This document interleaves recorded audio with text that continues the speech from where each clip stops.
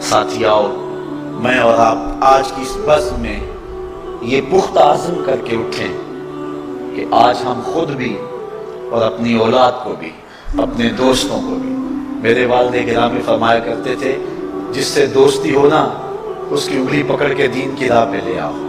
یہ دوستی کا حق ہے.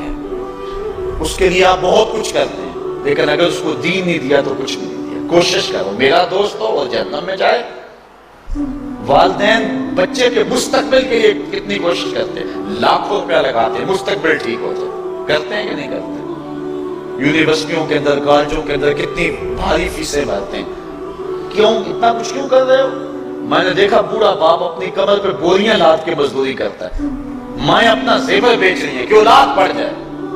میاں اتنا کچھ کیوں کر رہے ہو؟ جی مستقبل ٹھیک ہو جائے. یہ مستقبل کتنا ہے؟ 20-25 سال کا. اور جو اصل مستقبل ہے اس کی فکر ہی نہیں کسی کو.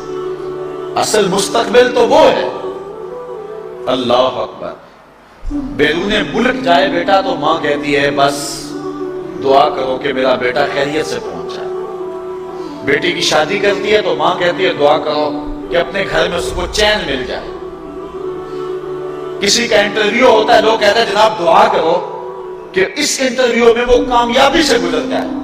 میں کہتا ہوں جب قبر میں اترتا ہے پھر کسی نے آ کر کبھی نہیں کہا کہ دعا کرو مشکل گھڑی آ گئی ہے خیریت سے گزر جائے. اصل امتحان تو یہ ہے. اگر اس امتحان سے گزر گیا تو کامیابی اور بابرادی. یہ تھوڑا سا مستقبل دنیا کا، اس کے لیے ہم کتنے پیسے لگا دیتے ہیں.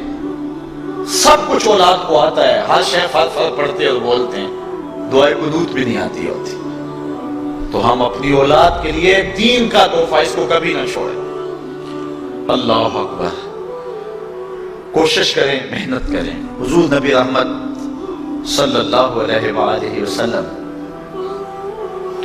نے ان بد عمل واعظین کی بات بھی کی ہے کہ جو لوگوں کو نیکی کا حکم دیتے ہیں خود اس پہ عمل نہیں کرتے. آج ہمارے کچھ واعظین لوگوں کو تو واضح و تلقین اور نصیحت کرتے ہیں اور خود نماز میں سخت سستی کا ارتکاب کرتے ہیں، اور جس سے قوم کے اندر نماز میں سستی عملاً پیدا ہو جاتی ہے. کوئی عرس کی تقریب ہو، کوئی محفل نعت ہو، کوئی جلسہ ہو، کوئی شادی کی تقریب ہو، نماز کے وقت کا پورا خیال رکھا کریں اور اس بات کا لحاظ رکھا کریں. بلکہ ہمارے ہاں ایک عجیب سا فیشن ہے اور عجیب سی بات ہے. میں بڑا حیران ہوا کرتا ہوں کہ عشاء کے بعد جب جلسے ہوتے ہیں نا ہمارے مساجد کے اندر، تو مغرب سے اعلان شروع ہو جاتا ہے آج رات فلاں صاحب خطاب فرمائیں گے، اور پھر جب نماز عشاء ہوتی ہے تو ہمارا نقیب محفل کھولتا ہے لاؤڈ سپیکر اور وہ اعلان کرتا ہے رات جماعت ہو چکی ہے آپ مسجد میں آ جائیں. یعنی یہ نماز کو ہلکا کرنے والی بات ہے. ان کو کہا جا رہا ہے کہ بلکہ بات تو کہہ دیتے ہیں جس کا تمہیں ڈر تھا وہ گزر گئی ہے، اب آ جاؤ. کیا لینا ہے جلسے میں آ کر اگر نماز نہیں پڑھنی ہے تو؟ ممبر و محراب کے جو ذمہ دار ہیں ان سے جو ہے وہ عجیب و غریب قسم کی جو ہے وہ حرکات سکانات سرزد ہو گئی. یہ جو جہل نقیبوں کا ایک غول آ گیا نا، یہ بھی ایک بہت بڑی مصیبت ہے. ایک تو بے تحاشا القاب، دوسرا دین کی روح سے ناشنائی. وہ کسی نے کہا تھا نا کہ پہلے حضرت غوث پاک ولی بناتے تھے، چور سے کتا بناتے تھے، آج کل ہم بناتے ہیں. کہا تم کیسے؟ کہا ہمیں پتا ہوتا ہے یہ چور بیٹھا ہوا. کہتے ہیں غوث زماں کتبے دوران. بے تحاشا بے تکا انداز. اور پھر دین کی روح سے یہ ناشنائی کہ باقاعدہ اعلان ہوتا ہے جناب جماعت ہو چکی اب تو آ جاؤ. تو کیا کرتا ہے ساری رات جا کے میرے شاہ کی نماز ہی نہیں پڑھی. تو نماز کو ہلکا کیا گیا ہے. اسی طرح جلسہ لمبا ہو رہا ہے اور نماز کا وقت سکڑ رہا ہے. ان چیزوں کا انتظام کرنا ہے، ہم نے کوشش کرنی ہے. اور یہ بھی ایک مصیبت ہے کہ دربار بڑا اونچا ہے اور مسجد کے اندر جانوروں کی بینٹیں پڑی ہوئی ہیں. حیثیت تو مسجد کی ہے، دربار کی تو سامنے حیثیت ہے.